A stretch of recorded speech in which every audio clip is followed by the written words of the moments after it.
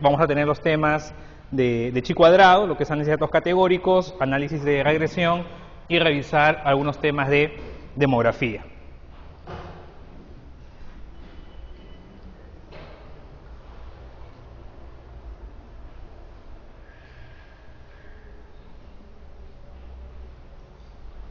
Entonces vamos a iniciar con el tema de muestreo.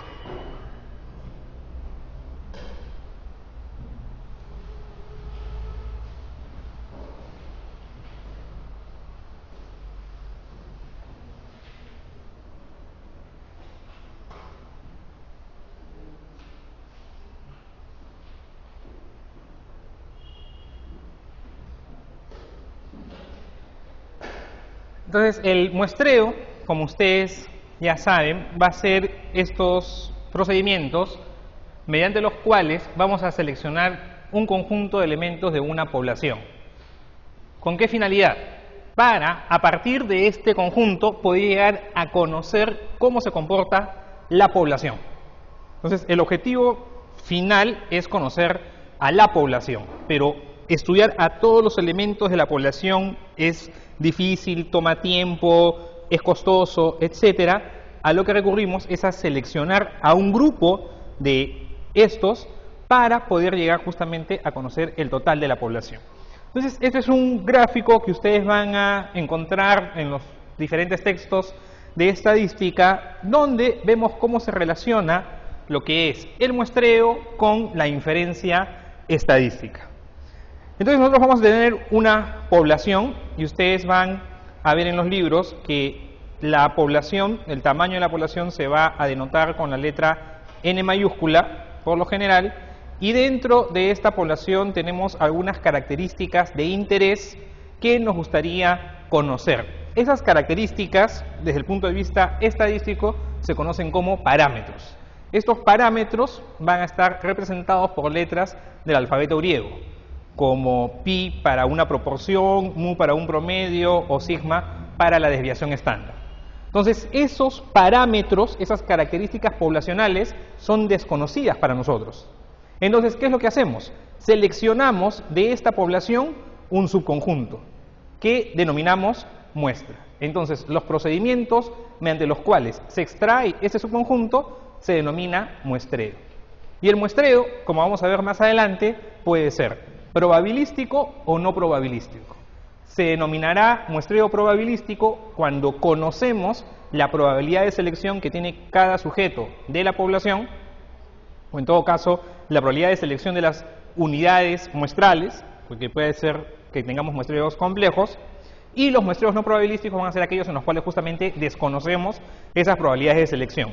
Entonces, en la muestra, lo que nosotros vamos a hacer es calcular estos estimadores de los parámetros poblacionales. Entonces, a través del análisis de la muestra es que mediante procedimientos de inferencia estadística vamos a tratar de llegar a conocer el comportamiento de la población.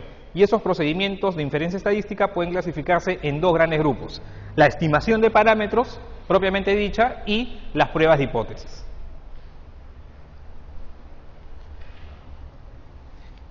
Entonces vamos a revisar algunos conceptos que se aplican en la teoría de muestreo. Como ya hemos dicho, lo que es la población va a ser este conjunto limitado, definido, de objetos que guardan una característica en común. La población, desde el punto de vista de investigación, va a ser definida justamente por los investigadores. O sea, ¿a qué población es que uno finalmente quiere extrapolar sus resultados? Si es que se podría decir. Entonces, si deseamos hacer un ensayo clínico sobre fármacos antihipertensivos, ¿cuál sería nuestra población de estudio? Entonces nosotros vamos a definir cuál es nuestra población. ¿Van a ser todos los pacientes hipertensos? ¿Van a ser solamente los pacientes recién diagnosticados? ¿Van a ser aquellos que tienen ya complicaciones de la enfermedad? ¿Cuál va a ser nuestra población de estudio? ¿Okay? En algunos casos es, digamos, más fácil poder definir la población. En el caso de estudios poblacionales, inclusive se tienen algunos listados, y en otros casos es más bien un poco complicado. La muestra es pues un subconjunto proveniente de esta población. Y luego tenemos tres conceptos que a veces se confunden y es por eso que deben estar bien diferenciados. Lo que es la unidad de análisis, lo que es la unidad de muestreo y lo que es la unidad reportante. La unidad de análisis, en otras palabras, es el sujeto de estudio. Es el sujeto en quien se van a hacer las mediciones finales. Si estamos hablando de desnutrición en escolares, entonces la unidad de análisis va a ser el escolar, el niño que está en la edad normativa para estar en primaria, etc. Si nuestro estudio es preeclampsia en gestantes, la unidad de análisis es la gestante. ¿Ok? Esa es Ahora, la unidad de muestreo va a ser la unidad que nosotros vamos a seleccionar para llegar a la unidad de análisis. Entonces, en algunos casos, la unidad de muestreo va a ser la propia unidad de análisis. Pero en algunos casos podemos tener una unidad de muestreo diferente a la unidad de análisis. Por ejemplo, las encuestas que se hacen a nivel poblacional, donde lo que se selecciona es vivienda, pero lo que uno quiere es tener información, por ejemplo, de mujeres en edad fértil. Entonces, la ENDES, por ejemplo, la Encuesta Nacional de Salud, Demográfica y de Salud. ¿Qué es lo que selecciona finalmente? Viviendas, a través de los catastros, los mapas, etc. Tiene diferentes etapas y al final lo que selecciona es una vivienda. Y dentro de la vivienda ya estudia a todas las mujeres entre 15 y 49 años. Entonces, no es que se tenga un listado de todas las mujeres en edad fértil y se selecciona por algún procedimiento aleatorio a esas mujeres entre 15 y 49 años. No, lo que se selecciona son las viviendas. Entonces hay una diferencia entre unidad de muestreo y unidad de análisis. Y la unidad reportante es aquella que da información sobre la unidad de análisis. Entonces, en una situación si podríamos llamar ideal, la unidad de análisis, la unidad de muestreo y la unidad reportante sería el mismo sujeto, pero puede haber situaciones donde estas difieren. En pacientes pediátricos o en pacientes críticos o pacientes con algunas deficiencias para la comunicación, por ejemplo, la unidad reportante puede ser el cuidador, ¿no? En el caso de estudios de pediatría, el reportante generalmente es la madre. ¿Okay? Entonces ahí hay que hacer esas diferencias. Y el marco muestral es la lista detallada de las unidades de muestreo. Ojo, el marco muestral es una lista completa y detallada de las unidades de muestreo. No confundir el concepto de marco muestral con el concepto de espacio muestral que ayer les comentó el doctor Vargas en el tema de probabilidades. El espacio muestral son todos los resultados posibles de un ensayo aleatorio, ¿okay? De un experimento aleatorio en probabilidades, en el tema de probabilidades, ¿no? Entonces, si uno lanza una moneda, cara y sello son los dos resultados posibles, ese es el espacio muestral, que es diferente de marco muestral. Entonces, si ponen una pregunta recontra difícil, esa sería una, ¿no? Que les pongan el término espacio muestral y que el tema sea de marco muestral y que ahí esté la trampa, ¿no? No creo que venga algo tan bravo, pero en fin. Ahora, cuando uno selecciona un tamaño de muestra, hay que tener en consideración dos cosas. Mejor dicho, cuando uno selecciona la muestra, uno tiene que tener en cuenta el tamaño y la forma de selección. ¿Okay? Y este tamaño de la muestra, o sea, la cantidad de sujetos a seleccionar y la forma de la selección, va a depender del objetivo del estudio, del diseño de la investigación y de las características propias de la población. No es que existe una única forma de seleccionar muestras en lo que es investigación en salud. ¿Okay? Va a depender de estas circunstancias. Como ya habíamos hablado, los tipos de muestreo van a ser básicamente dos. Y estos tipos de muestreo se diferencian por el conocimiento de la probabilidad de selección de las unidades. En el probabilístico se conoce cuál es la probabilidad y en el no probabilístico se desconoce. Así de sencillo. Un hecho que a veces se confunde y hasta a veces está escrito y ustedes tal vez lo vayan a revisar, es de que se dice que en el muestreo probabilístico todas las unidades o todas las unidades de muestreo tienen la misma probabilidad de ser seleccionadas. Y eso es falso. ¿Okay? Ese es un concepto equivocado. En el muestreo probabilístico se conoce la probabilidad de selección, pero no necesariamente es la misma para todos. ¿En qué casos la probabilidad de selección es la misma para todos? Por ejemplo, en el muestreo aleatorio simple o en los diseños básicos de un muestreo sistemático. Pero si tenemos un muestreo por conglomerados, por ejemplo, ya las probabilidades de selección pueden ser diferentes. O en un muestreo estratificado. Justamente, y como vamos a ver, en un muestreo estratificado, lo que uno busca es tener muestras por cada uno de estos estratos o grupos de la población. Entonces, la probabilidad de ser seleccionado en un estrato puede ser que sea diferente en lo que es la probabilidad de selección en otro estrato. ¿Okay? Entonces, el muestreo probabilístico, la probabilidad es conocida, pero no es de que para todas las unidades sea igual.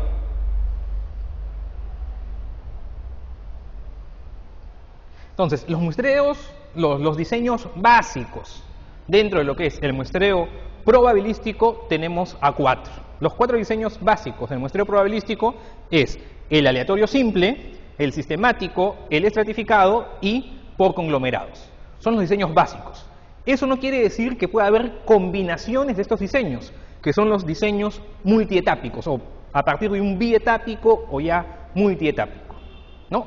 Como, regresando al ejemplo de la ENDES. La ENDES, por ejemplo, es un muestreo probabilístico, pero que es multietápico.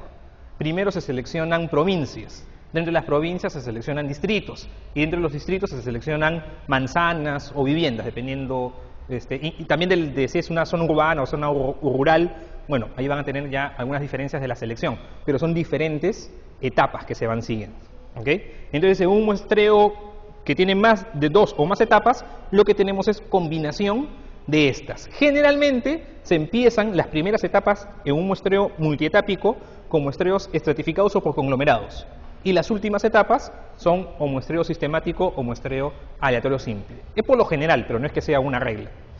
Y los muestreos no probabilísticos, como ya hemos mencionado, son aquellos en los cuales se desconoce la probabilidad de selección de los sujetos, y los diseños básicos, los más empleados, los más conocidos, son el muestreo por conveniencia, por casos consecutivos, por cuota y por bola de nieve.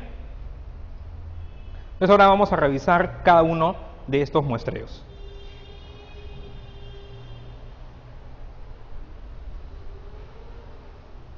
Entonces, en el muestreo aleatorio simple, acá sí cada individuo tiene la misma probabilidad de ser seleccionado para el estudio. En este muestreo sí.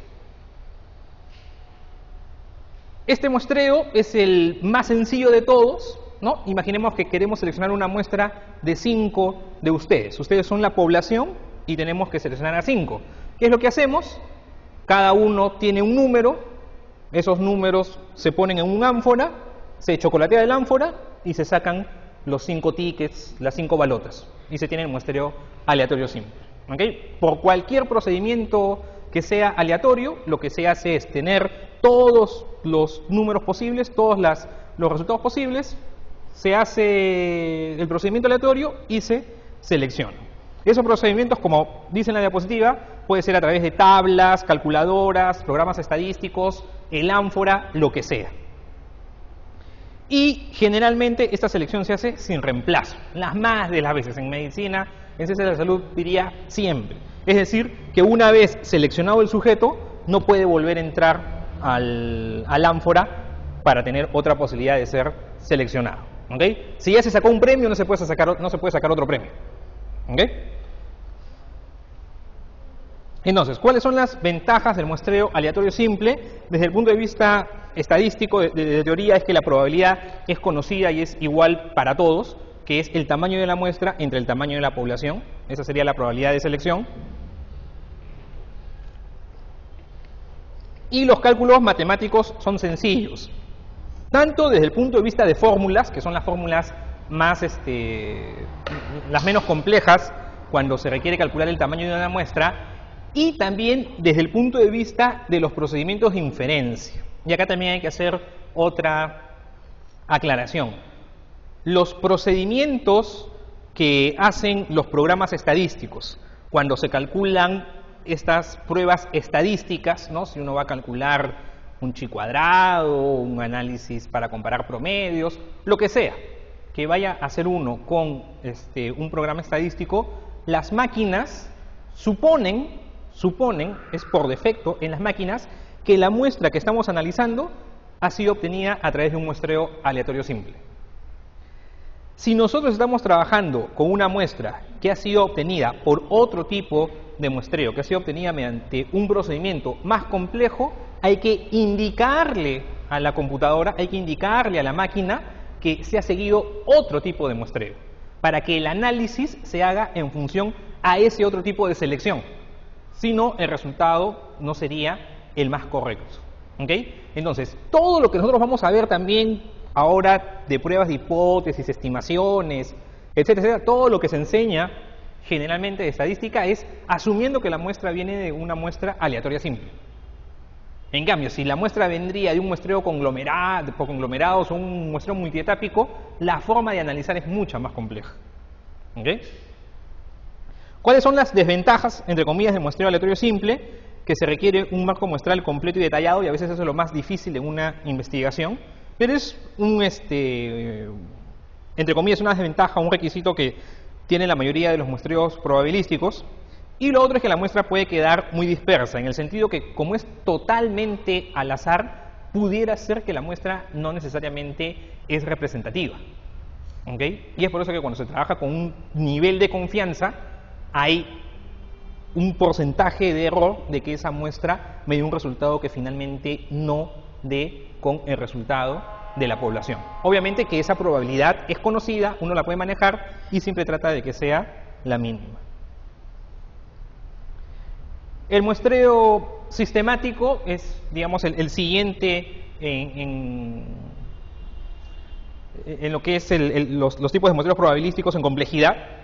En este muestreo sistemático lo que se agrega, a diferencia del muestreo aleatorio simple, es que se pone un criterio o se incluye un criterio de ordenamiento de las unidades. Entonces, en este muestreo sistemático, previamente a la selección, lo primero que se hace es ordenar a todas las unidades de la población. A toda la población se le ordena bajo un criterio. Y luego, conociendo el tamaño de la muestra, se hace una división, ¿no?, del tamaño poblacional entre el tamaño de la muestra, y lo que me da es un número que es un salto, una constante. Entonces, al obtener este salto, lo que hago es seleccionar un número al azar y luego sumarle ese salto. Y le sumo el salto, y le sumo el salto, y así sucesivamente hasta completar la muestra. Por eso es que se llama sistemático. ¿Ok? Porque solamente voy a seleccionar un número y calcular un número, y una vez calculado ese número, selecciono una vez al azar un número y ¡pum!, empiezo a seleccionar la muestra. Las ventajas del muestreo sistemático es de que es más fácil de extraer una muestra, aunque si ya tienen todos la población ordenada, dan los saltos, rápidamente obtienen la muestra y no es que tienen que estar seleccionando uno por uno. En ese sentido se ahorra tiempo. La probabilidad de selección es conocida y es 1 sobre K. K es este salto que hay que hacer. Y el proceso, o sea, cuando antes se hacía todo más manual, la tabla de números aleatorios solamente se usaba una vez, que era para seleccionar el arranque, a partir del cual iba a hacer los saltos. Mientras que en el muestreo aleatorio simple, pues había que usar la tabla tantas veces como el tamaño de la muestra nos requería. La desventaja es que el riesgo de sesgo es mayor. Esto es relativo. ¿En qué sentido va esta afirmación? Que si nosotros no conocemos bien a la población, eso depende del investigador, si no conoce bien a la población, y hay una característica que se comporta de manera cíclica en la población, y nosotros desconocemos eso, nosotros no nos percatamos de eso, pudiera ser que el salto que uno ha seleccionado coincide con ese fenómeno que tiene un comportamiento cíclico. Entonces la muestra seleccionada es sesgada. ¿Ok?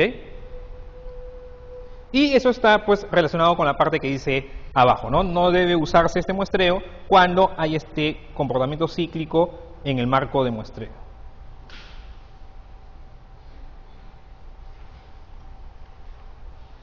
En el caso del muestreo estratificado, lo primero que vamos a hacer es clasificar a los elementos de la población por algún criterio. Y esos grupos que se forman por el criterio que hemos definido se conoce como estrato. Eso es lo primero que hacemos. Y para cada uno de los estratos lo que hacemos es seleccionar una muestra aleatoria simple. Obviamente estos estratos deben ser mutuamente excluyentes. Una persona no debe de estar ubicada simultáneamente en uno u otro de los estratos. y la suma de todos los estratos pues debe ser el total de la población. Generalmente esos estratos reflejan, por ejemplo, grados de exposición, nivel socioeconómico, grupos de edad, etc. ¿Cuáles son las ventajas del muestreo estratificado? El muestreo estratificado, y eso sí tal vez es algo que deben de recordar, el muestreo estratificado es un muestreo más eficiente. ¿Qué significa que sea eficiente el muestreo estratificado? Que comparado con un muestreo aleatorio simple o comparado con un muestreo sistemático, para una misma estimación requiere menor cantidad de muestra. ¿Ok? Eso es lo que significa que es eficiente. ¿Ok? El muestreo estratificado va a requerir una menor cantidad de muestra, ¿no? Entonces, dice, la estimación final puede tener un error menor que el obtenido por una muestra aleatoria simple de similar tamaño. ¿Okay? Que es lo mismo pero dicho en otras palabras. O requiero menos tamaño de muestra, o si trabajo con un mismo tamaño de muestra, el error que tengo con el estratificado es menor que con el aleatorio simple. Entonces el muestreo estratificado es más eficiente. Otra ventaja, y es el uso principal del muestreo estratificado,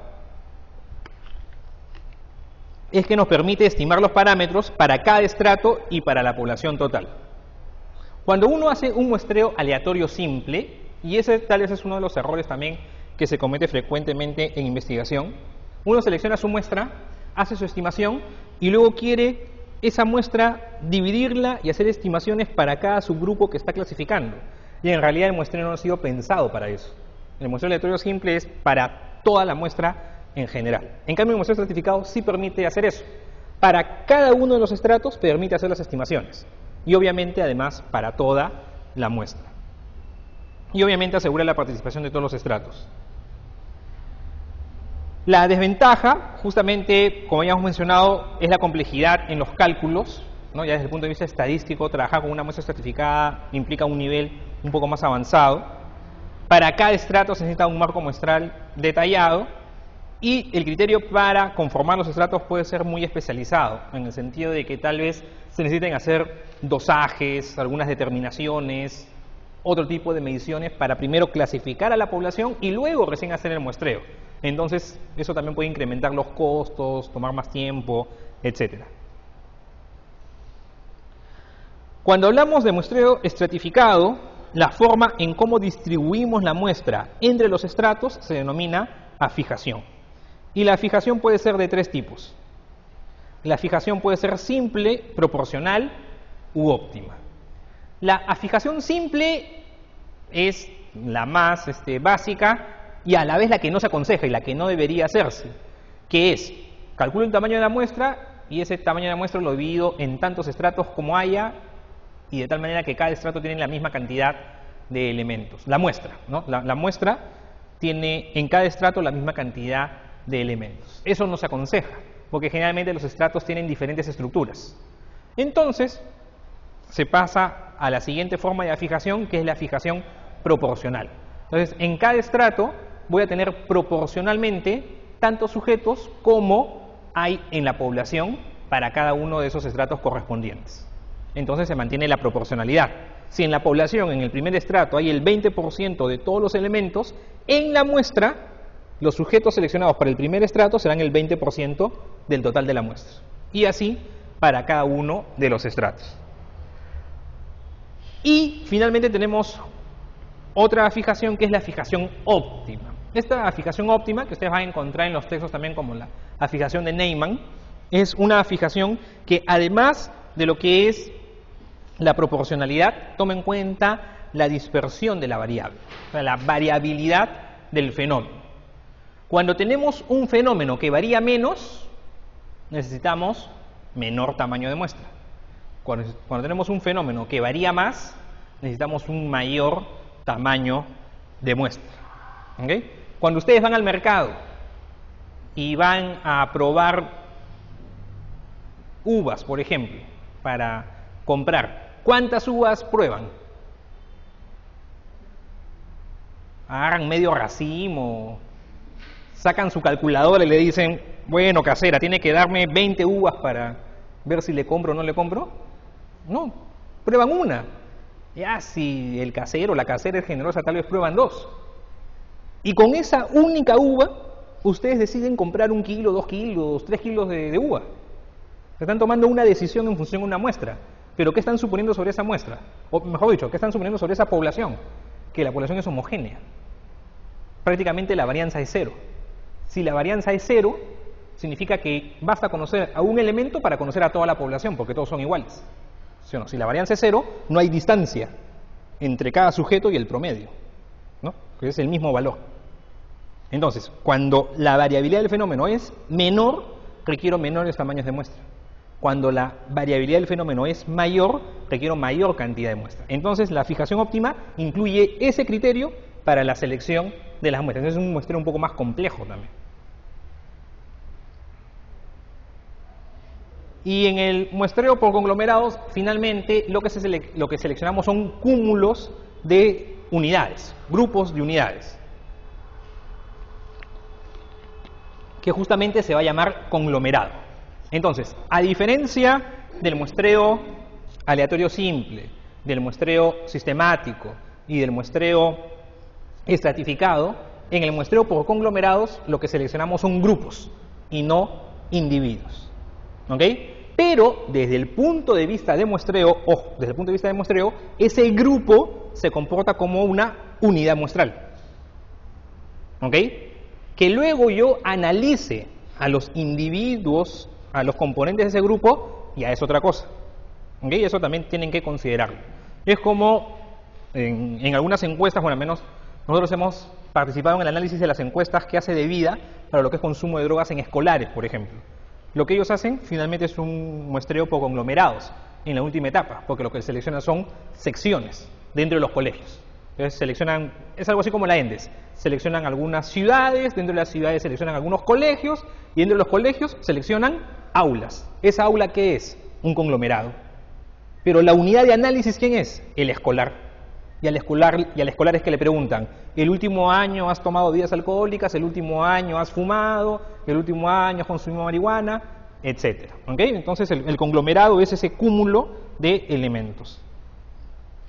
¿Cuál es la ventaja del muestreo por conglomerados? Es que disminuye los costos de trabajo de campo. ¿Y esto por qué? Imagínense que la ENDES sea una encuesta que la selección fuera aleatoria simple. Si la ENDES fuera así, más o menos son 10.000 registros en promedio que tiene, ¿no? Números más, números menos. 10.000 registros por año. Tendrían que visitar a 10.000 mujeres por todo el país.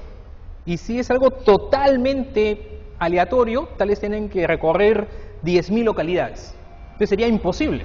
Imagínense que un encuestador tenga que recorrer cada urbanización de Lima para seleccionar a una mujer. Sería bastante problemático. Entonces, ¿qué es lo que se hace? Selecciono un grupo y entonces me concentro en ese grupo. ¿Okay? Es por eso que en encuestas de campo disminuye justamente los costos.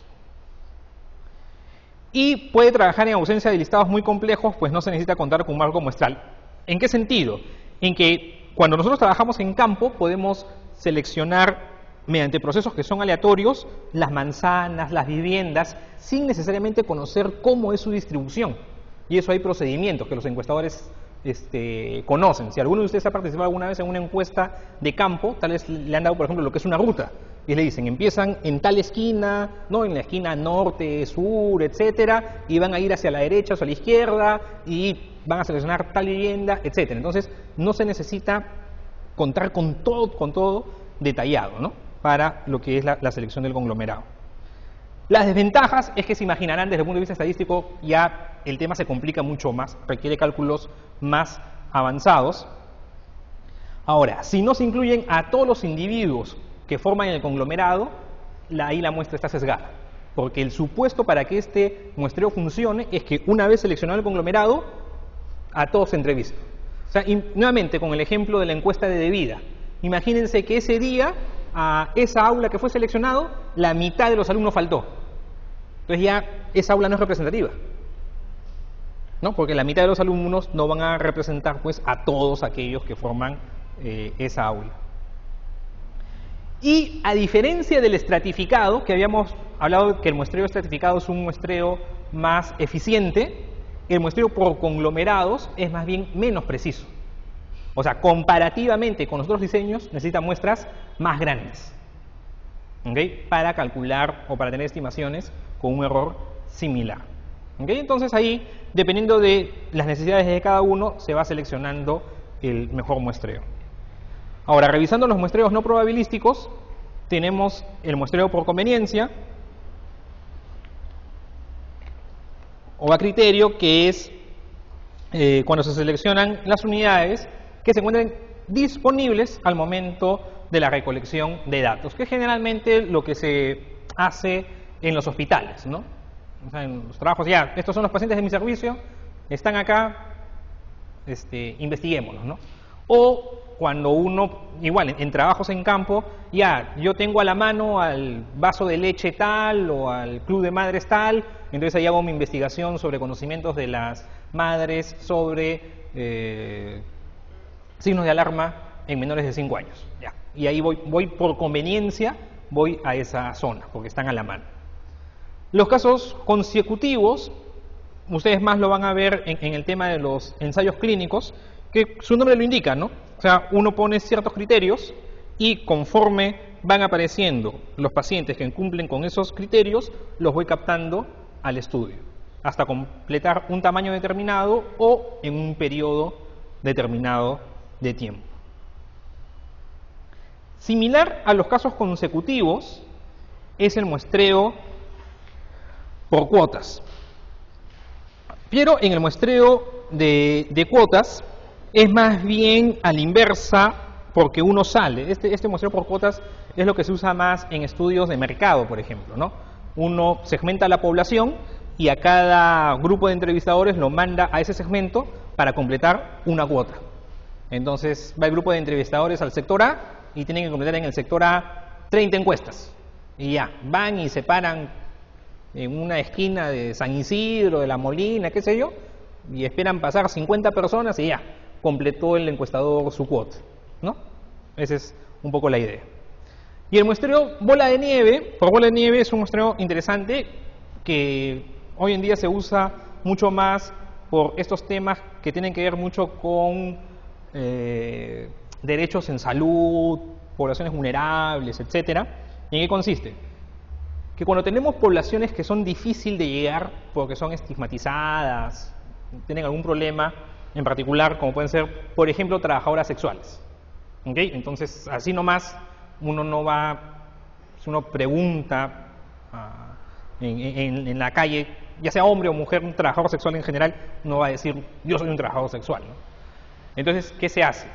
Se capta a algunos elementos, a algunos sujetos de esta población, y a estos se les invita a que pasen la voz a otras personas que ellos conocen, que comparten esa característica.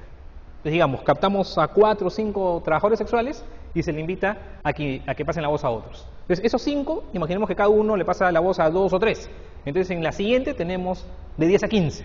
Y esos a su vez le pasan la voz a otro tanto, entonces en la siguiente tenemos 30 o 40, y así sucesivamente. Entonces, se va teniendo el efecto de bola de nieve. ¿Okay? En eso consiste ese tipo de muestreo. Entonces, ¿por qué es importante el muestreo? Porque los recursos son limitados, porque tenemos dificultades operativas, por la escasez y porque el muestreo puede ser más exacto. De estos aspectos, el último tema podría también ser una pregunta, ¿no? En el sentido de que uno diría que siempre un censo es más exacto que un muestreo, ¿no? A primera impresión uno podría afirmar eso. Un censo, que es una investigación de toda la población, es más exacta que un muestreo. No siempre es así. ¿Por qué? Porque si tenemos una población que es sumamente dispersa, con segmentos que son de difícil acceso, hacer un censo va a tener también errores. Y por más recursos que se tengan, captar a toda la población no va a ser posible. Entonces, en esos casos, seleccionar una muestra y concentrarse en la muestra y asegurarse de tener bien los datos de esa muestra va a ser más exacto que un censo. ¿Ok? Entonces, puede darse el caso que el muestreo sea más exacto que estudiar a toda la población. Ahora, cuando calculamos un tamaño de muestra, ¿qué es lo que entra? El nivel de confianza, la varianza, el error o precisión y el tamaño de la población. Sobre esto sí viene más. De lo otro viene más como teoría. De esto puede venir sí, una pregunta un poco más como práctica, ¿no? Si hay dos grupos que quieren hacer un muestreo y este trabaja con tal error, este con otro error, la muestra es mayor, la muestra es menor, etc. Entonces, ¿cuál es la relación, en primer lugar, entre los tres primeros elementos? Nivel de confianza, varianza y error o precisión. Si aumento el nivel de confianza, aumenta el tamaño de la muestra. Si aumenta la varianza, aumenta el tamaño de la muestra, que es lo que habíamos visto con las uvas. Ahí acuérdense de las uvas. ¿Okay? Si menor es la varianza, menor es el tamaño de la muestra. En las fórmulas, esto de acá, por si acaso, no es una multiplicación. Esto es para decir de que estos son términos, sí, o sea, son como los antónimos, ¿no? Error o precisión. Entonces, lo que va en la fórmula es el error, lo que va en la fórmula.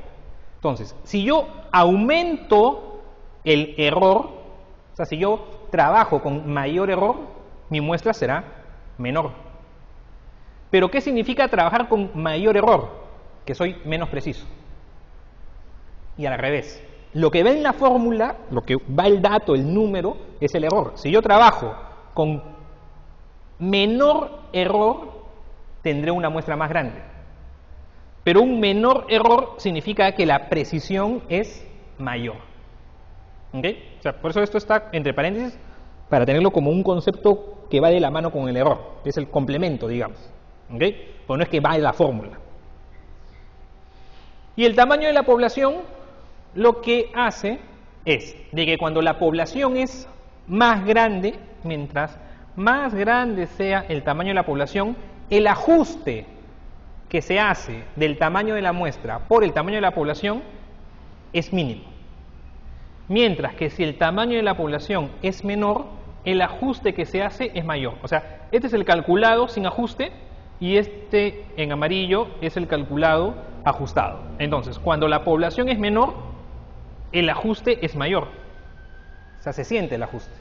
En cambio, cuando la población es mayor, lo que en algunos libros van a decir, cuando la población tiende al infinito, ¿okay? El ajuste es mínimo. Pues. Ya no hay mayor efecto de la población, del tamaño de la población. Las fórmulas, esto no creo que vaya a venir, no es para que se las aprendan, es solamente para que vean cómo van los elementos. Es solamente para la relación. ¿Ok? El Z es el nivel de confianza. Entonces, si aumento el nivel de confianza, aumenta el tamaño de la muestra. El P por Q es la varianza, en el caso de variables cualitativas, y acá está mucho más claro, la varianza cuando calculamos una muestra para estimar una media. Entonces, si la varianza aumenta, aumenta el tamaño de la muestra. Y el D es el error. Entonces, si aumenta el error, es decir, disminuye la precisión, disminuye el tamaño de la muestra. En cambio, si el error disminuye, es decir, que aumenta la precisión, el tamaño de la muestra aumenta. ¿Ok? Y esas son fórmulas para ya comparar dos proporciones, y esa es para comparar promedios. Entonces, las etapas en una investigación por muestreo es en general similar a las etapas en cualquier proceso de investigación. Se establecen primero los objetivos de la investigación, cuál es la población objetivo, como ya hemos hablado al inicio, uno define cuál es su población objetivo, construye, elabora, obtiene lo que es el marco muestral, hace el diseño de la muestra, luego cuáles van a ser los métodos e instrumentos de medición, captar y adiestrar a los entrevistadores, a los encuestadores, hacer una prueba piloto, ya se va al trabajo de campo y finalmente el análisis de los datos. Es solamente un tema que ustedes ya conocen. Ahora, ¿qué principios, qué características debe tener toda muestra? Las muestras deben ser simples, representativas y comparables. ¿Ok? Entonces, toda muestra debe ser simple, debe ser representativa y debe ser comparable. Esas tres características. ¿Ok? Eso no se olvide. Y en el muestreo, ¿cuáles son las fuentes de sesgo que podemos tener? En primer lugar, la no respuesta. Si hemos planificado entrevistar a 200 personas y nos responden solamente 120, obviamente esa información no va a ser representativa, ¿no? 80 de 200 han dejado de responder, entonces ahí hay un problema. Entonces, la no respuesta siempre hay que tratar de minimizarla. Obviamente el estudio es solamente de voluntarios, eso se comporta como un muestreo no probabilístico, no van a ser representativos de toda la población. El muestreo solamente de los registrados es lo que sucede bastante en nuestro medio, donde el subregistro es frecuente, entonces solamente las personas registradas no representan a toda la población. La pérdida de casos de corta duración, también cuando tenemos una enfermedad muy letal, entonces la muestra representa más a los sobrevivientes que a todo el espectro de la enfermedad. El sesgo estacional, que habíamos hablado un poco con el muestreo sistemático, si es que hay algo que se repite con cierta periodicidad, eso podría generarnos un sesgo. Y la accesibilidad de áreas seleccionadas, también como ya hemos mencionado, ¿no? Si es algo muy disperso, mejor seleccionar conglomerados que hacer un muestreo aleatorio simple, que sería mucho más costoso y difícil. Y el error estándar es un tema que se toca en muestreo, pero que también lo vamos a usar ahora en inferencia. Indica la dispersión de las estimaciones obtenidas a través de diferentes muestras. ¿Ok? ¿Cómo se calcula el error estándar? Es la desviación estándar sobre la raíz cuadrada de la muestra, o varianza sobre n, todo raíz cuadrada. Al final es lo mismo. Entonces, a diferencia del error estándar, perdón, de la desviación estándar, que nos dice la dispersión de los valores de un grupo, el error estándar lo que dice es la dispersión de las medias. Son dos conceptos diferentes que a veces se confunden y no se entienden. ¿Ok? Entonces, si nosotros tenemos un grupo n de sujetos, la desviación estándar lo que me dice es los valores de hemoglobina, cuán dispersos están alrededor de la media. ¿Ok? Es por eso, ayer han visto en la clase de probabilidades, que el 95% de los valores, cuando tenemos una distribución normal, se encuentran más o menos 1,96 desviaciones estándar. Para efectos prácticos del examen, más o menos 2. Es lo que generalmente se aplica, ¿no?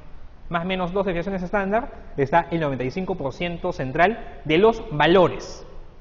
Pero el error estándar es entre qué rango están los promedios de diferentes muestras. Entonces, el error estándar es el que se va a usar para calcular los intervalos de confianza. ¿Ok? Es por eso que el error estándar, como ven ahí en la gráfica, se trata de diferenciar, es el intervalo de los promedios, no el intervalo de los valores. ¿Ya? Y ahora vamos a ver lo que es estimación de parámetros. Ok, entonces, antes de entrar a lo que es estimación de parámetros, ¿tienen alguna pregunta sobre lo que es muestreo?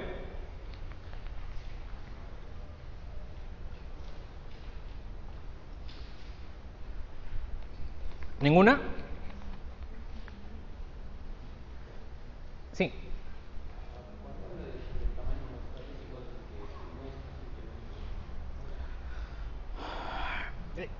Es que la muestra en realidad tiene dos componentes, como hemos visto. Es la forma, cómo se selecciona, y el tamaño de esa muestra.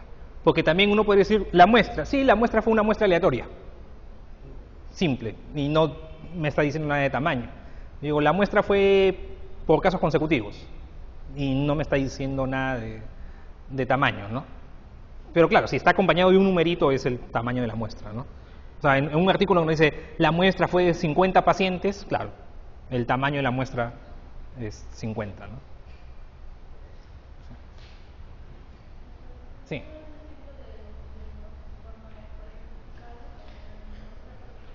Muestreo estratificado. Ya, yo quiero ver depresión postraumática en alumnos de medicina, ¿no? Luego de sus exámenes. Entonces, seleccionan los cachimbos, segundo, tercero, cuarto, quinto, sexto, hasta el internado. Entonces la pregunta es, ¿en todos los años la depresión o el estrés postraumático es igual? ¿Es igual? ¿O tal vez los cachimbos tienen más y los internos tienen menos? Entonces, el supuesto, imaginemos que es diferente. Entonces, como es diferente, selecciono una muestra para cada estrato. No pongo los mismos criterios. Tal vez para el cachimbo diré que es 50%, para el segundo año que es 45%, el tercer año 40%, y así sucesivamente. Entonces, saco una muestra que me estima para toda la carrera cuánto es esa prevalencia y también para cada uno de los estratos. Ese es estratificado. ¿No hay preguntas? Entonces, no hay otras preguntas. Seguimos. Entonces, la inferencia estadística, ¿no? Es esta rama de la estadística que, basada en los conceptos de probabilidad que ustedes ya conocen, va a tomar decisiones acerca de la población usando los resultados de la muestra, ¿no? Que es la vía de regreso que hayamos visto en el gráfico. Y estos procedimientos de inferencia estadística básicamente son dos: la estimación de parámetros y las pruebas de hipótesis. Las estimaciones de parámetros son puntuales o por intervalos, y las pruebas de hipótesis son paramétricas y no paramétricas, ¿no? Entonces, acá hay varios nombrecitos que es bueno, si tienen ahí sus copias, los pongan, ¿no? O sea, muestreo es o probabilístico o no probabilístico. Es la clasificación grande del muestreo: probabilístico, no probabilístico. La inferencia, que se divide en dos, estimación de parámetros y prueba de hipótesis, a su vez, la estimación de parámetros puede ser puntual o por intervalo, y las pruebas de hipótesis pueden ser paramétricas y no paramétricas.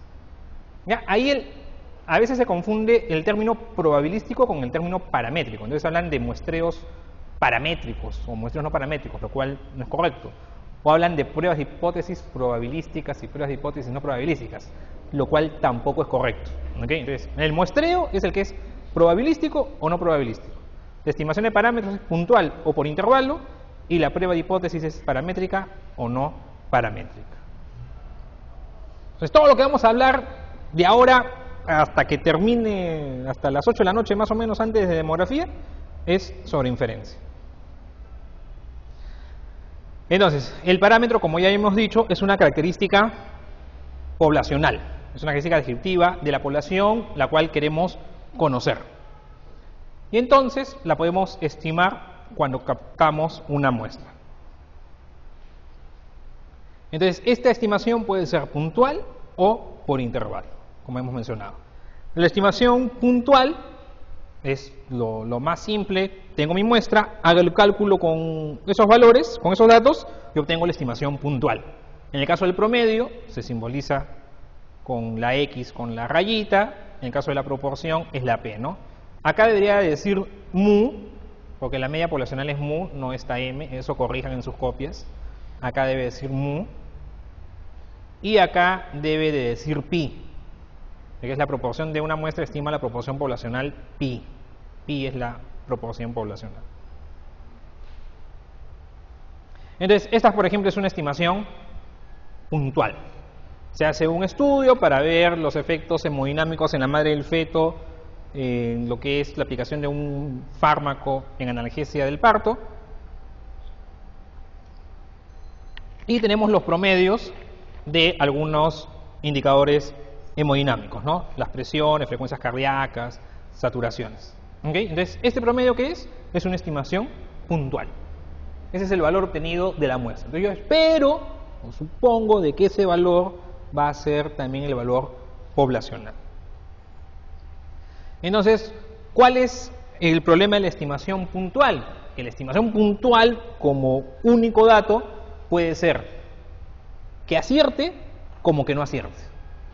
¿Okay? Entonces, es una es un valor un tanto limitado. Uno no sabe cuánta confianza puede tener en ese valor. Entonces, ¿qué es lo ideal o qué es mejor? Que esa estimación se acompañe con alguna medida de la estimación del error que se puede haber cometido. Entonces, eso es la estimación por intervalo. La estimación por intervalo es acompañar la estimación puntual de ese margen de error. Entonces, uno puede decir, entre estos valores, con cierta seguridad, es que puede estar el valor poblacional de ese promedio, de esa proporción del parámetro que uno está investigando. ¿Okay? ¿Y cómo es que se calcula el intervalo de confianza? Tenemos el estimador puntual más menos el nivel de confianza, este coeficiente de confiabilidad, que generalmente va a ser la Z, pero vamos a ver ahora que también se puede aplicar la T en algunos casos, por el error estándar. ¿Ven lo que les comentaba? Entonces, el error estándar, ya la utilidad práctica, es para poder calcular los intervalos de confianza. ¿Okay? Entonces, un intervalo de confianza es un rango de valores que me dicen que en ese rango, con cierto nivel de seguridad, se encuentra el parámetro poblacional. Entonces, podemos calcular intervalos de confianza para una proporción, podemos calcular intervalos de confianza para un promedio. Entonces, cuando calculamos intervalos de confianza para una proporción, lo que usamos es la distribución Z. Ese es el dato que deben de acordarse. Cuando calculamos intervalos de confianza para una proporción, usamos la distribución Z. No les van a pedir fórmulas, es imposible que les pidan fórmulas, pero sí les pueden pedir cuál es la distribución que van a usar para estimar un intervalo de confianza. Entonces, para proporciones, Z. ¿Okay? Es decir, la distribución normal. En la clave les puede venir distribución Z o les puede venir distribución normal. Es lo mismo. Z es lo mismo que distribución normal.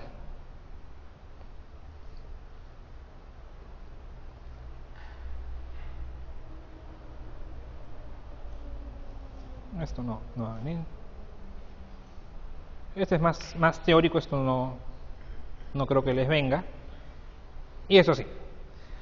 Entonces, imaginemos que trabajamos con un 95% de confianza y se quiere hacer la estimación de la proporción de reacciones positivas a la piel en un grupo en una población de individuos. Se selecciona una muestra de 140, se hace el cálculo y finalmente tenemos el intervalo de confianza. ¿Qué significa ese intervalo de confianza? Significa que en la población, porque uno lo que quiere es llegar a conocer el valor poblacional a partir de la muestra. Entonces la interpretación no es sobre la muestra, ¿okay? La interpretación es sobre la población. Entonces ese intervalo de confianza que nos dice que podemos decir con un 95% de confianza, que podemos decir con un 95% de seguridad, que en la población la proporción de reacciones positivas a la piel está entre el 27,1% y el 42,9%. ¿Okay?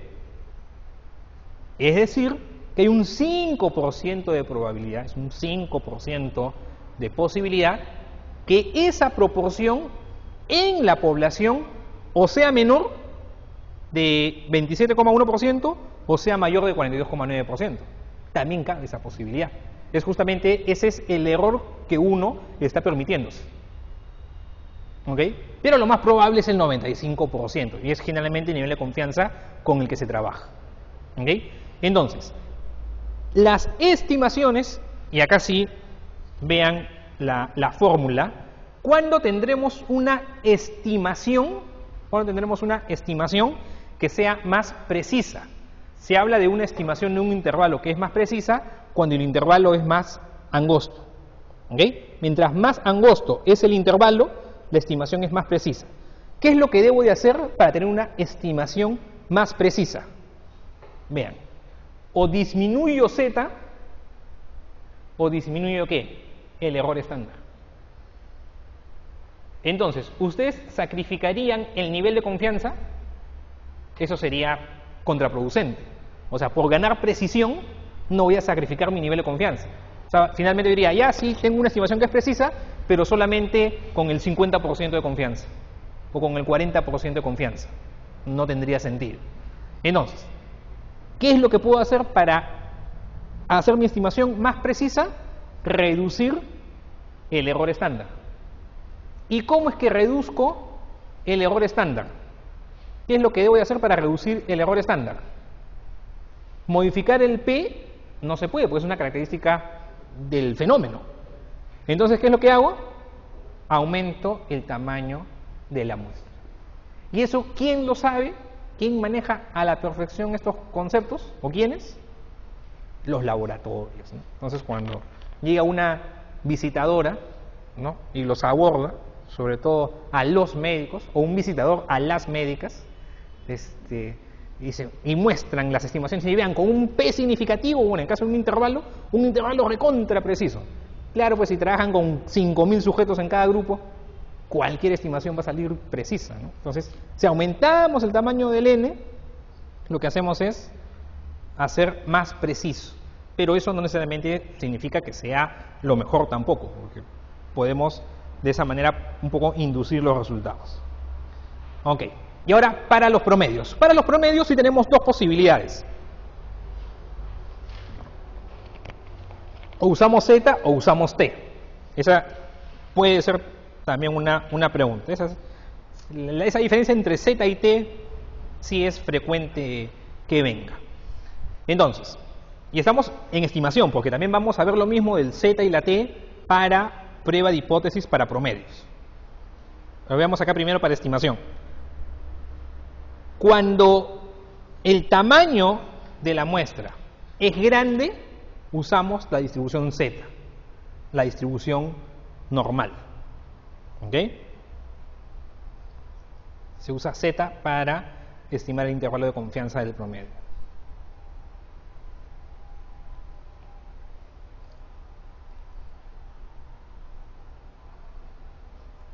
Pasemos. Ahora, si la muestra es pequeña, ¿qué usamos? Usamos la distribución T de Stewart. ¿Okay? Se puede asumir que la distribución tiende a ser una normal, pero la muestra es pequeña. ¿Y cuando es pequeña? 30 o menos. ¿Okay? Cuando la muestra es de 30 o menos, se aplica la distribución T para estimar el intervalo de confianza.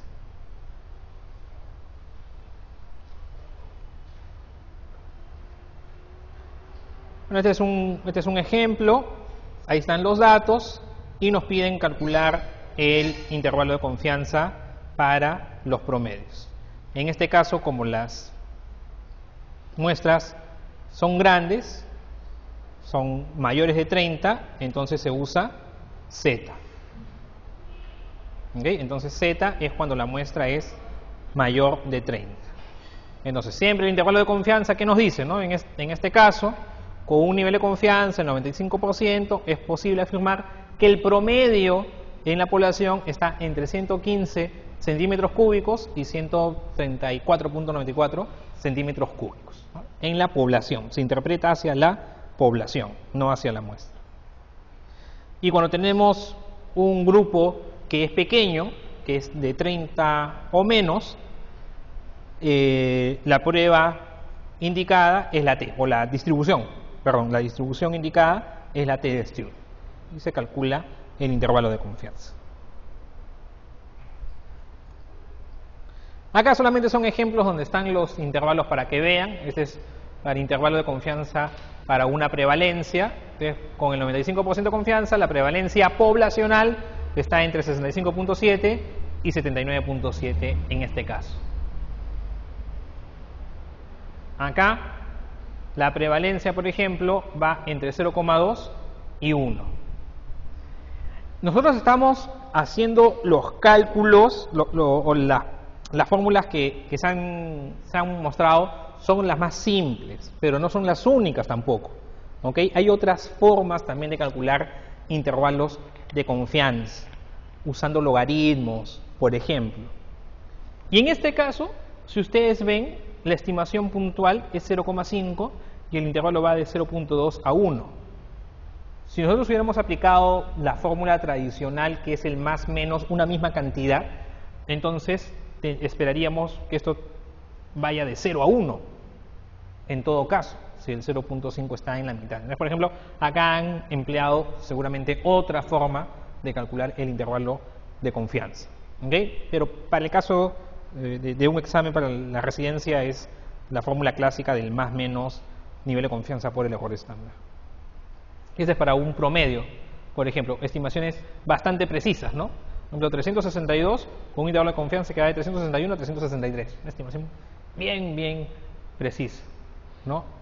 Y acá 229 con un intervalo que va de 228 a 231 también, ¿no? Y en este caso no es de que se haya trabajado con una muestra muy grande, son 28 en un grupo y 33 en el otro. Entonces esto tal vez es una característica de la variable en sí, es una variable que tiene poca dispersión, entonces el error estándar es pequeño y por lo tanto el intervalo es preciso. Y ahora pasamos ya a lo que es pruebas de hipótesis. Vamos a ver la T para para medias independientes, medias pareadas, un poco de ANOVA.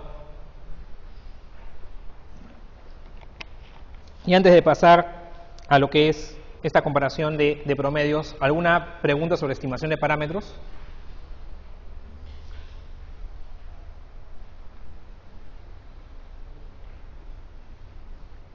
¿Ninguna? Ok, sigamos. Entonces, cuando uno hace una investigación, ustedes ya saben, se plantea un problema que generalmente se formula como una pregunta y la respuesta a esa pregunta, ¿no? La respuesta tentativa a esa pregunta es lo que conocemos como hipótesis. ¿Okay? Entonces, los procedimientos de toma de decisión sobre una hipótesis en estadística se conoce como prueba de hipótesis. Entonces, ahí hay que también diferenciar un poco entre lo que es metodología de la investigación y estadística. Nosotros podemos tener una hipótesis de investigación y esa hipótesis de investigación se puede trasladar en una o más hipótesis estadísticas. Y los términos que vamos a ver más adelante de hipótesis nula, hipótesis alternativa, son términos estadísticos. No son términos de investigación, pero en algunos casos se han llevado, o algunos han llevado esos términos a investigación, y en metodología de investigación ustedes encuentran esos términos, ¿no? Y hablan de la hipótesis nula, la hipótesis alternativa, etcétera. Y en realidad, en investigación hay hipótesis nada más.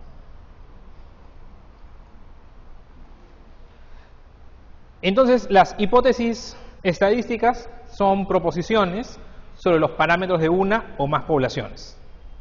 ¿Okay? Es decir, cómo es que se comporta ese parámetro en la población. Un poco más formalmente hablando, en la jerga estadística es una proposición sobre la distribución de probabilidad de una variable aleatoria. Ustedes han revisado ayer el tema de probabilidades y han visto la distribución binomial, la distribución de Poisson, la distribución normal, etc. Y hay una serie de distribuciones, la distribución F, la hipergeométrica, que ya escapa de los alcances del curso. Entonces, desde un punto de vista así muy estadístico, la hipótesis estadística finalmente es decir, esta variable sigue tal distribución en la población. Y es por eso que hay diferentes pruebas estadísticas. Porque si mi hipótesis va por un lado, usaré una prueba que me ayude a afirmar o rechazar eso. Las hipótesis siempre son sobre la población, no sobre la muestra. ¿Ok? Siempre. Y eso también puede ser pregunta. Una hipótesis estadística es sobre la población. Y eso sí es un siempre. Siempre. Porque se dice de que cuando una clave en una pregunta está el siempre o el nunca, esa es falsa, ¿no? No puede haber cosas absolutas. Bueno, en este caso sí es algo absoluto. ¿Ya? La hipótesis estadística siempre es sobre la población, nunca sobre la muestra.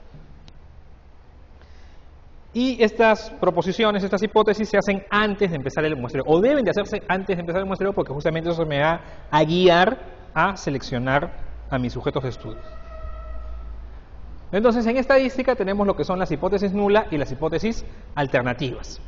La hipótesis nula es esta hipótesis que se hace sobre la distribución del parámetro y se representa con el símbolo de H sub 0. Y la hipótesis alternativa es el complemento a la hipótesis nula. Es decir, si yo rechazo la nula, me quedo con ese complemento, me quedo con la alternativa y se simboliza como H sub 1.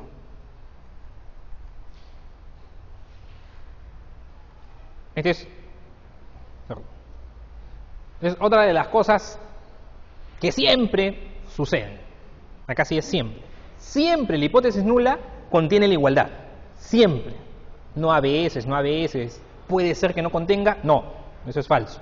Siempre la hipótesis nula contiene una proposición de igualdad, que puede ser igual, mayor igual o menor igual. Pero siempre está la igualdad cuando uno plantea la hipótesis nula. Y la hipótesis alternativa es el complemento, es lo opuesto a la hipótesis nula. Entonces, si la hipótesis nula me dice igual, la alternativa ¿qué me dice? Diferente. Si la hipótesis nula me dice mayor o igual, la alternativa me dice menor. Y si la nula me dice menor o igual, la alternativa me dice mayor. Y bueno, ya en la jerga estadística se habla de probar una hipótesis nula contra una alternativa en el supuesto de que la hipótesis nula es la cierta. Se parte de ese supuesto, que la nula es la cierta. Hacemos el procedimiento y finalmente se rechaza o no se rechaza esa hipótesis nula. Entonces, las pruebas estadísticas finalmente pueden ser o bilaterales o unilaterales. Van a ser bilaterales cuando la hipótesis nula dice igual. Entonces, la posibilidad de no cumplir ese igual es que sea diferente. Y si es diferente, es que puede ser menor o puede ser mayor.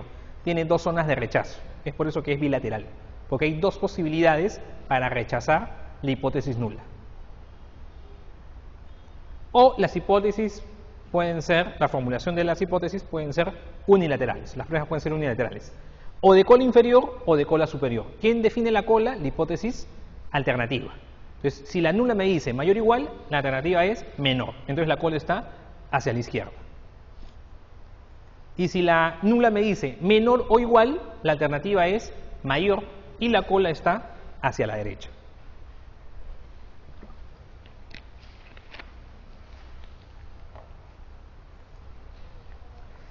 Ahora, hablemos de los errores. Que esto también siempre viene, lo de los errores, ¿no? El error tipo 1, el error tipo 2. También es una pregunta caserita en los exámenes. Supongamos que estamos en un juicio. Así se entiende mucho mejor. Entonces, el acusado en realidad cometió o no cometió el crimen. ¿Ok?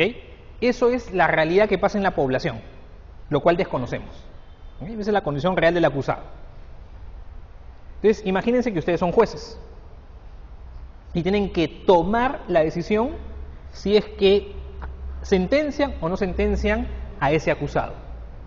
Ustedes no han estado en el momento del crimen. Ustedes no han participado del hecho y no saben si esa persona efectivamente cometió o no cometió ese crimen. ¿A ustedes qué es lo que le llevan? Le llevan pruebas. ¿Está bien? Y esas pruebas, si lo vemos desde el punto estadístico, ¿qué es? Los datos de la muestra. Entonces, en función a los datos de la muestra, es que uno tiene que decidir sobre el futuro de esa persona. En este caso, decidir sobre cómo se comporta la población. Entonces, yo acertaré en cómo se comporta la población o tal vez no acierto. O sea, ¿hago bien o me equivoco? Entonces, en general tengo dos posibilidades, o acierto o me equivoco. ¿Cuáles son las dos posibilidades de acertar? En el caso del juicio, que a la persona que cometió el delito, yo lo condeno. Y a la persona que es inocente, yo la absuelvo. Entonces, esos no son errores, eso está bien. Pero hay la posibilidad también de cometer errores en el juicio. A una persona que cometió el crimen, lo encuentro inocente. Ese es un error. Y a una persona que es inocente, le encuentro culpable. Eso también es un error. ¿Ok? Entonces, si tenemos así la situación, la condición real del acusado, que sería el dato poblacional real, que yo desconozco, y tenemos la sentencia del juez que se basa en la muestra, yo puedo tener estas situaciones. Entonces, pasándolo a lo que es hipótesis estadísticas, yo tengo la población, que es mi hipótesis nula, las hipótesis son sobre las poblaciones, y tengo el resultado de la prueba de hipótesis, luego de analizar la prueba. Entonces, la hipótesis nula puede ser verdadera o falsa. Yo desconozco eso. Lo que yo hago es no rechazarla o rechazarla. Entonces, si no rechazo una hipótesis nula verdadera, eso está bien. Si rechazo algo que está falso, también está bien. Pero acá es donde se cometen los errores. Entonces, el error tipo 1 alfa es rechazar una hipótesis nula que es verdadera. Y el error tipo 2 o beta es no rechazar una hipótesis nula que es falsa. Para los caballeros y con las disculpas de las mujeres, el error tipo 1 es rechazar a la firme y el error tipo 2 es quedarse con la trampa. ¿Está bien? ¿No? Si así les queda más claro. Alguna vez me lo dijeron y me pareció curioso. Entonces el error tipo 1 es rechazar una hipótesis nula que es verdadera. El error tipo 2 o beta es no rechazar una hipótesis nula o falsa. Los estadísticos, por algún motivo, no es por un motivo, hay una base teórica, pero digamos, para complicarse la vida, ustedes van a encontrar que ellos hablan de rechazar y no rechazar. No mencionan rechazar y aceptar la hipótesis nula.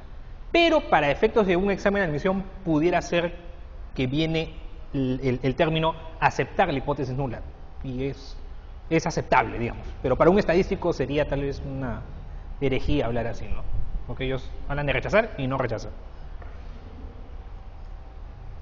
Entonces, en las pruebas de hipótesis, ustedes van a encontrar en los libros, si ustedes revisan el Daniel, que es, digamos, el libro de referencia que siempre se da para lo que es estadística, en las etapas de las pruebas de hipótesis hay hasta 8 o 9 pasos, ¿no? Que viene desde lo que es ver las variables y una cosa así.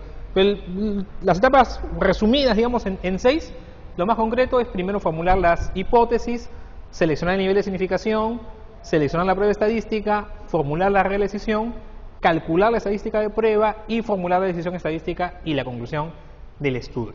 ¿Ok? No les van a pedir en el examen tampoco que calculen una prueba de hipótesis, no habría tiempo suficiente, porque toma bastante tiempo. Pero desde el punto de vista teórico tal vez pueda venir algo, aunque la tendencia es a no tomar muchas preguntas de teoría en sí, sino más aplicativas, ¿no? Entonces, en ese sentido, tal vez sea menos probable que venga algo esto así de teoría, pero siempre es bueno que lo recuerden. Ahora, el valor P, ¿qué es el valor P? Eso también causa confusión. Entonces, el valor P es esto. Es la probabilidad de llegar al resultado obtenido si la hipótesis nula es cierta.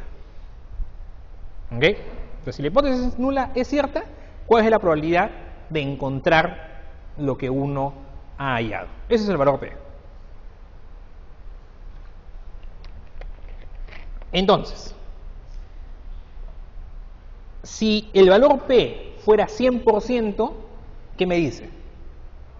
Que esos datos apoyan totalmente la hipótesis nula. ¿Está bien? Es 100% seguro de que la hipótesis nula apoya esos datos. Ahora, si el valor P fuera 0%, ¿qué me dice? Que la hipótesis nula no apoya esos datos. Entonces, si la hipótesis nula no apoya esos datos, ¿qué es lo que hago? Rechazo la hipótesis nula. ¿Sí o no? Porque los datos no me apoyan esa hipótesis. Entonces, ¿cuál es el nivel para decir, sí, todavía puedo quedarme con la hipótesis nula, me quedo, y en un momento, no, ya.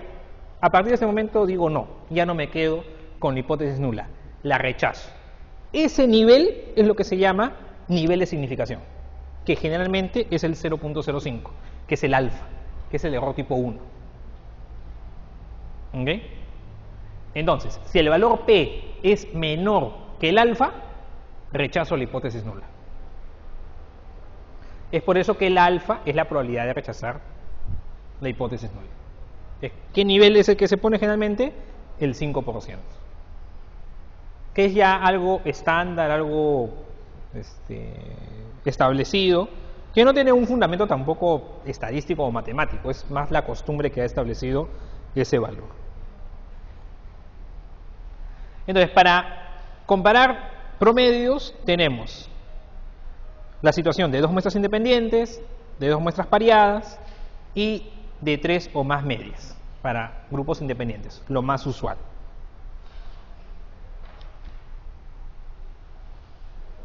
Entonces, en este caso tenemos una situación que se desea comparar los promedios de indicadores antropométricos y bioquímicos en dos grupos de niños. ¿Qué pruebas se podrían emplear?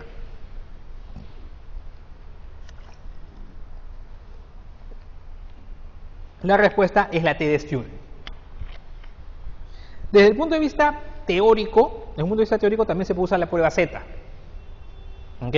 Si es que la muestra es grande o si la varianza es conocida a pesar de que la muestra sea pequeña. Pero en la práctica, la prueba T resuelve todas las situaciones. Y es por eso, justamente, que en el día a día, la prueba para comparar dos promedios, siempre y cuando la variable siga una distribución normal, porque este es para muestras, muestreo probabilístico, se usa la prueba T-de-Student. Esta prueba T-de-Student es una de las más empleadas en bioestadística. ¿Y cuáles son las condiciones que deben de tomarse en cuenta para su aplicación? Primero, que las observaciones deben ser independientes. Si trabajamos con datos pareados, se aplicará la prueba T para datos pareados, pero no la prueba T de datos independientes. Las observaciones deben provenir de poblaciones normales. Si mi variable no sigue una distribución normal, tengo que aplicar una prueba no paramétrica. Y la prueba no paramétrica para comparar dos promedios independientes es la prueba U de Mann-Whitney. ¿Okay? Entonces, la prueba T-de-Student me sirve para comparar dos promedios cuando la variable sigue una distribución normal. Si la variable no sigue una distribución normal, se aplica la prueba U de Mann-Whitney. Y obviamente, para poder calcular un promedio, la escala de medición debe ser por lo menos intervalo o razón. No podemos aplicar promedios para escalas nominales o escalas ordinales. Este es el cálculo matemático que en la vida les va a venir, pero nuevamente para mostrarles el tema del tamaño de la muestra. Vean que finalmente el tamaño de la muestra está dentro de este componente, que si yo aumento el tamaño de la muestra, finalmente disminuyo todo este componente, y si disminuyo todo este componente, lo que hago es que la T se incremente. Y si se incrementa la T, lo que tengo es una mayor probabilidad de rechazar la hipótesis nula. ¿Ok? Si se acuerdan del gráfico, para ustedes es más fácil retroceder. Cuando hablamos de prueba bilateral y prueba unilateral, había unas flechitas, ¿no? Cuando dice prueba bilateral, había dos flechitas a los costados. Eso significa que es la zona de rechazo. Entonces la T tiene que ser más grande para llegar a la zona de rechazo. O unilateral, ya sea para la izquierda o para la derecha, tengo que estar mucho más a la izquierda, o sea, más negativo, o a la derecha más positivo para rechazar. ¿Cómo es que hago que la T crezca de tal manera que llegue a rechazar la hipótesis nula? Aumentando el tamaño de la muestra. ¿Okay? Entonces vean cómo todo está relacionado: muestreo, probabilidades, inferencia. Ahora, en la prueba T-de-Student no es necesario que ambos grupos sean del mismo tamaño. Yo puedo tener un grupo de 20, otro grupo de 25, no hay ningún problema. No tienen que ser del mismo tamaño los grupos. ¿Contra cuántos grados de libertad se compara? Contra N1 más N2 menos 2 grados de libertad. Y la recomendación es hacer pruebas bilaterales, aunque a veces se pueden hacer pruebas unilaterales. Entonces, esta es una investigación justamente del doctor Pajuelo el 2 de mayo para comparar características antropométricas y bioquímicas en niños con obesidad. Y entonces ahí tienen los promedios y tienen el valor P. Entonces el valor P acá, ¿qué nos indica? Que la probabilidad de que la hipótesis nula sea cierta es bajísima. Y la hipótesis nula, ¿qué me dice? Una igualdad. Me dice que este grupo, que el primer grupo es igual al segundo grupo. ¿Qué me dice esta probabilidad? Que esa afirmación es poco probable. Que si es poco probable, la rechazo. Dice, la rechazo, que digo, que son diferentes, que son estadísticamente diferentes. Y ahí es donde viene la frasecita, se encontró una diferencia estadísticamente significativa. O sea que los datos no apoyan a la hipótesis nula. Entonces es una diferencia estadísticamente significativa. En estos otros casos, donde dice no significativo, es que la hipótesis nula no se rechaza. La probabilidad de que la hipótesis nula sea cierta es del 5% o más. Entonces no es tan bajita como para rechazar. Y acá un poco está el tema teórico de cuándo usar Z y cuándo usar T para la comparación de los promedios. Entonces, cuando la muestra es pequeña, se usa T. Y cuando la muestra es grande, es que se usa Z, o pudiera ser que la varianza poblacional es conocida. Así la muestra sea pequeña, pero la varianza poblacional es conocida, en teoría se usa Z. Pero en la práctica las varianzas poblacionales se desconocen, no se tienen valores, no se tienen datos, no se tiene información sobre la varianza poblacional. Entonces, es por eso que ya en la práctica Z es cuando la muestra es grande y T cuando la muestra es pequeña. Lo mismo que habíamos visto para estimación de parámetros. Cuando la muestra es grande, Z, cuando la muestra es pequeña, T. Pero bajo el supuesto siempre de que la población sigue una distribución normal. Si la población no sigue una distribución normal, se usan las pruebas no paramétricas. Y cuando tenemos datos pareados, datos emparejados, es la situación en la cual un mismo sujeto es evaluado en dos momentos diferentes, o por dos observadores diferentes, o por dos instrumentos diferentes. Esa es una medición pareada. ¿Ok? Entonces, para comparar promedios de mediciones pareadas, por ejemplo, una dieta, antes de la dieta, después de la dieta, y quiero que hay diferencia en los pesos, se usa la prueba T de Student. Pero es la T de Student para datos pareados. ¿Ok? Y entonces ahí lo que entra en la fórmula, ustedes que pueden retroceder para ver la formulita de la T de Student para datos independientes, en el numerador dice x1 menos x2, todo menos mu1 menos mu2, ¿no? O sea, tienen el promedio del primer grupo menos el promedio del segundo grupo, son muestras independientes. En cambio, en la T de Student para datos pareados, lo que se pone como promedio es el promedio de las diferencias. O sea, cada sujeto tenemos la primera observación y la segunda observación, calculamos la diferencia. Tenemos para el segundo sujeto la primera y la segunda observación, calculamos la diferencia y así sucesivamente. Ese D con la rayita arriba es el promedio de las diferencias. ¿Ok? Y así se calcula la T. Entonces, el T calculado lo comparamos contra n-1 grados de libertad. En la T para datos independientes era n1 más n2 menos 2 grados de libertad. Acá es, como es un solo grupo, es n-1. Este es un ejemplo en el cual se aplica esta prueba de hipótesis para datos pareados, ¿no? Ahí dicen que van a comparar los puntajes de los test de conocimiento que tengan estos adultos mayores sobre prevención de accidentes en sus casas, de quemaduras, y lo que aplican es la prueba T de Student para datos pareados. ¿Y cuándo se consideró significativa la diferencia? Cuando el valor P es menor de 0.05. ¿no? Ahí está el dato. Y entonces eso es lo que dice el asterisco que está encima de las barritas cuando se presentan los resultados, ¿no? Que existe una diferencia estadísticamente significativa.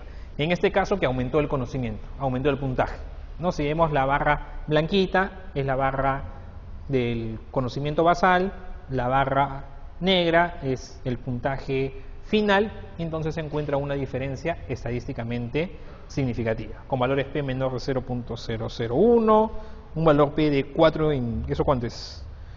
Si es 100.000 en 10.000 y el otro de 3 en 1000, o sea, valores P recontra significativos.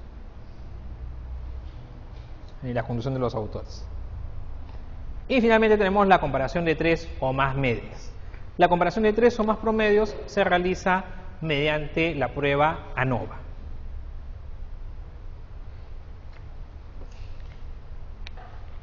La prueba ANOVA ustedes también la van a encontrar como prueba F o distribución F. Entonces les podría también venir así. Eso uno dice F, ¿y esta F qué es? Ese es el ANOVA. ¿Ok? Entonces, el ANOVA es en realidad un modelo.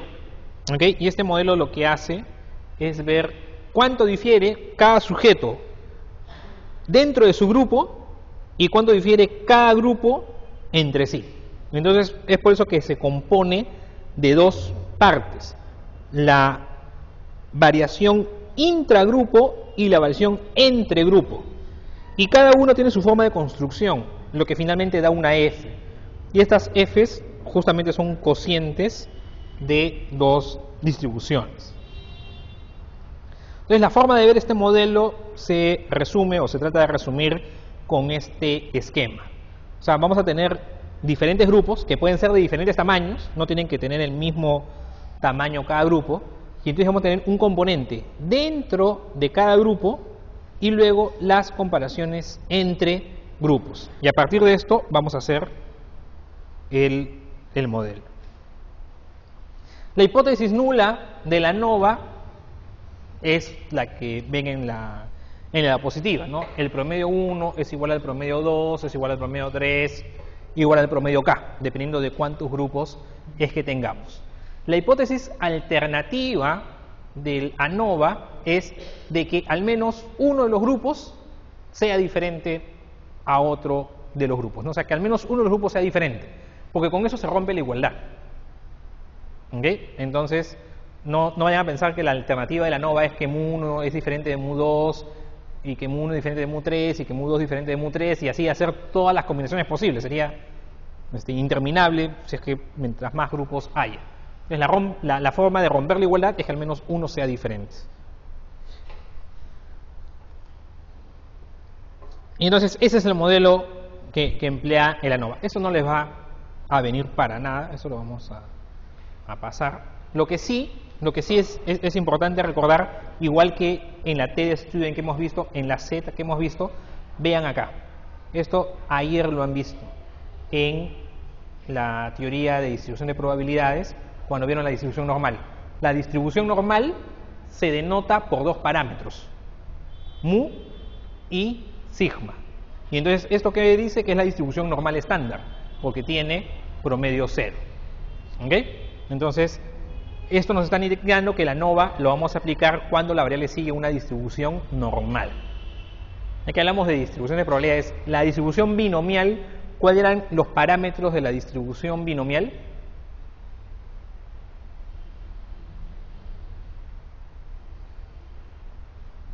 Silencio.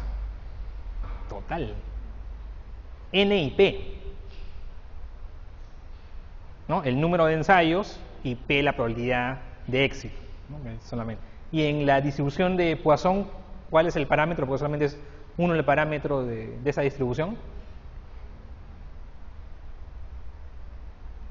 Hace 24 horas les han dicho eso, muchachos, ¿no? El lambda, ¿no?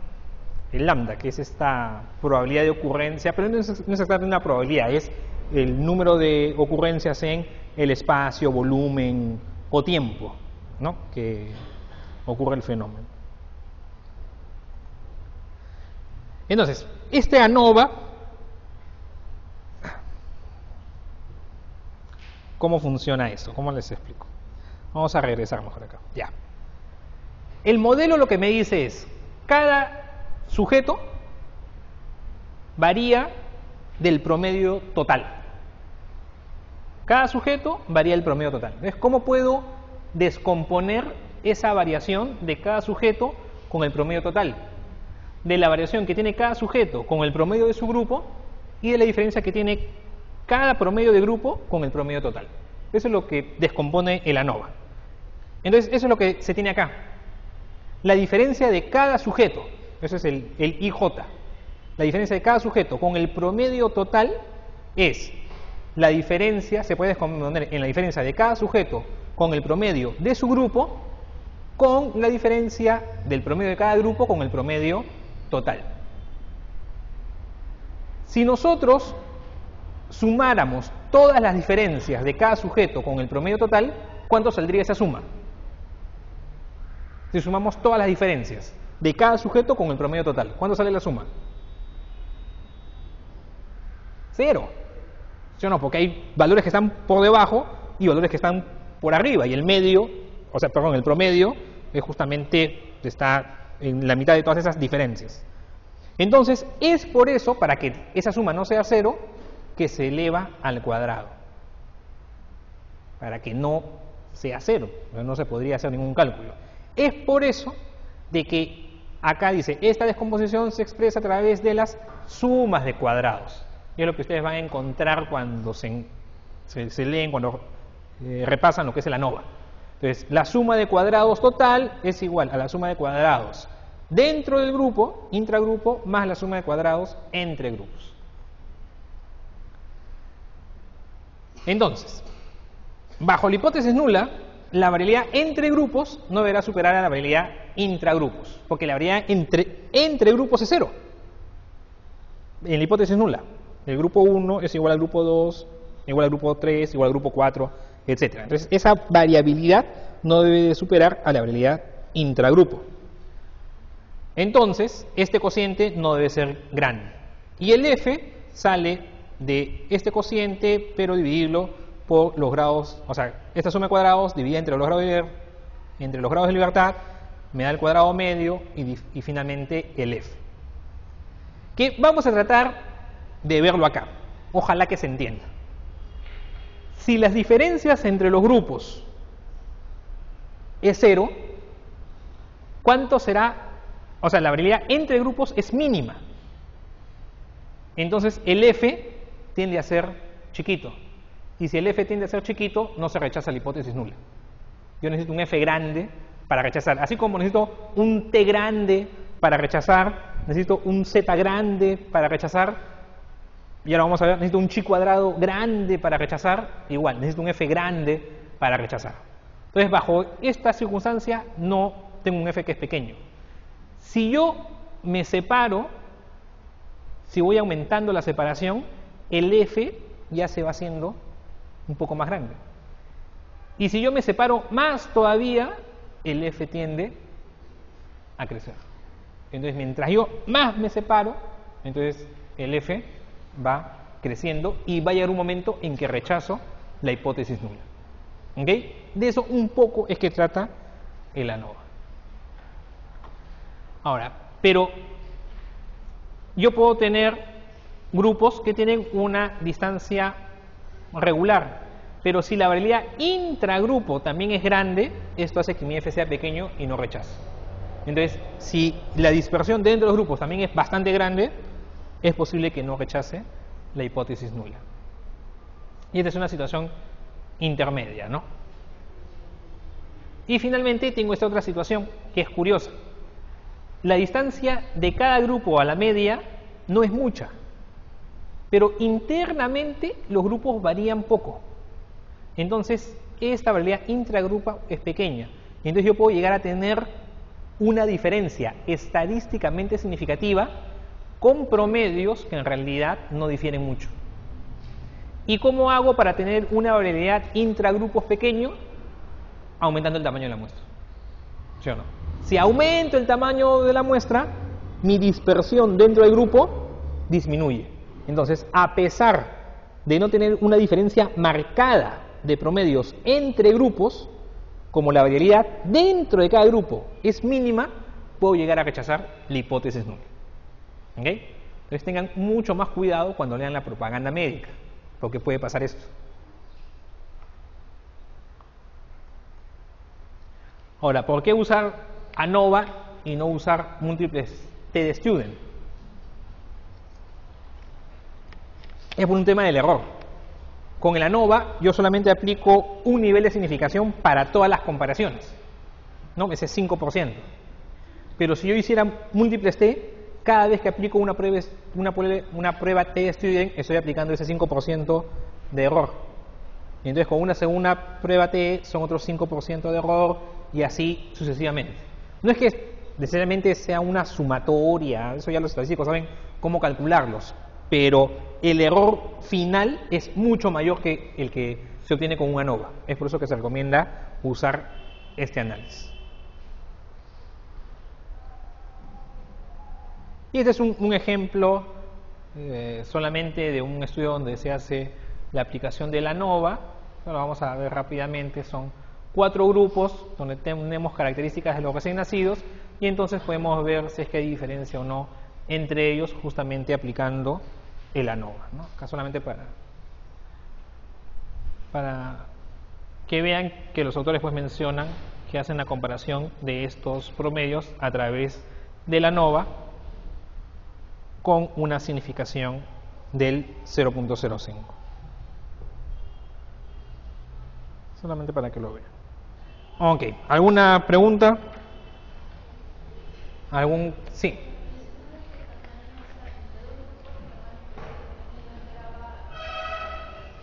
No, o sea, se puede hacer la prueba con grupos de diferentes tamaños. Obviamente que si el tamaño de la muestra es mayor, la probabilidad de rechazar la hipótesis nula aumenta, ¿no? Pero, o sea, mi comentario iba a que no es que todos los grupos tienen que tener 10, 10, 10. No, si uno tiene 10, el otro 2, el otro 8, se puede hacer la prueba. No, cualquiera. No hay límite. Yo puedo tener un grupo de 3 y otro grupo de 50 y otro grupo de 100. En teoría se puede hacer el cálculo. Ahora, desde el punto de vista ya práctico, obviamente comparar 3 contra 100 no es lo más adecuado. Entonces ahí sí ya los grupos tienen que ser en tamaño más o menos similares o comparables. Pero desde el punto de vista de cálculo no hay una restricción.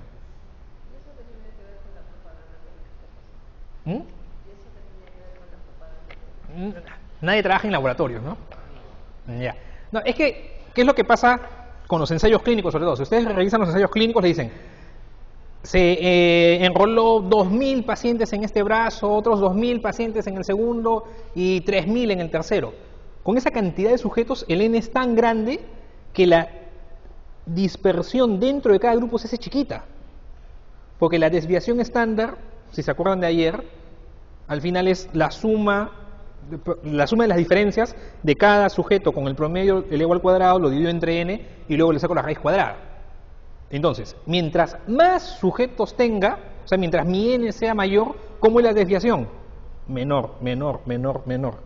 Entonces, llega un momento en que puedo hacer, aumentando exageradamente el tamaño de la muestra, que la varianza sea, la desviación estándar, contando la varianza, sea mínima. Entonces, cualquier promedio contra cualquier otro promedio es estadísticamente significativo. Así clínicamente no sea relevante. Entonces, yo puedo tener que un fármaco llevó en pacientes diabéticos a tener un promedio de glucosa de 120, de diabéticos así severos, y después de una semana de tratamiento los llevó a 120, y el otro fármaco los llevó a 118. Y estadísticamente encuentro diferencia. ¿Clínicamente hay diferencia entre 120 y 118 de glucosa? No, pero estadísticamente lo encuentro. A eso es lo que me refería. ¿Ok? ¿No hay preguntas? Sí.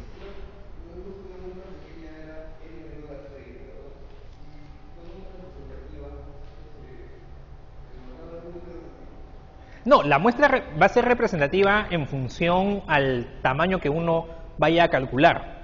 Por eso un poco les comentaba. Si tenemos un fenómeno que varía mucho, necesito una muestra más grande. Pero si tengo un fenómeno que varía poco, necesito una muestra menor. Entonces, en el extremo de las situaciones, que tenemos un fenómeno que no varíe nada, que la varianza sea 0, que todas las personas tengan el mismo valor para esa característica, me basta un sujeto para conocer a toda la población, porque la varianza es 0. Entonces, en ese caso extremo, sumamente extremo, la muestra de 1 es representativa.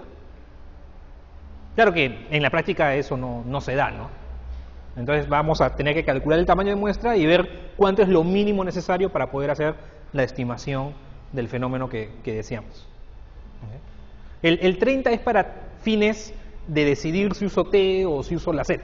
Es más ya para la inferencia. Porque en la prueba de test en el cálculo matemático, que el tamaño de la muestra, o sea, si aumentábamos el tamaño de la muestra, aumentábamos el T. El T, exacto. En todas las pruebas, bueno, en todas las pruebas, tal vez no hay que generalizar. En la gran mayoría, cuando uno aumenta el tamaño, aumenta el estadístico. Y al aumentar el estadístico, o sea, al aumentar ese valor, la T, la Z, el F, el chi cuadrado, lo que sea, al aumentar ese valor, me aproximo a la zona de rechazo de la hipótesis nula. Porque como la hipótesis nula es igualdad, la hipótesis nula es cero. Entonces, cuando mi valor del estadístico es cero, es que el grupo A es exactamente igual al grupo B. Lo mismo, cero de diferencia. Entonces, yo tengo que encontrar una diferencia, pero que llegue a ser estadísticamente significativa. O sea, lo suficientemente alejado que ya estoy por debajo o por encima de ese nivel de significación. Entonces, al aumentar el tamaño de la muestra, hago que mis estimadores se alejen del cero. Bueno, en caso del F y el chi cuadrado, que solamente son positivos, hacia la derecha, ¿no?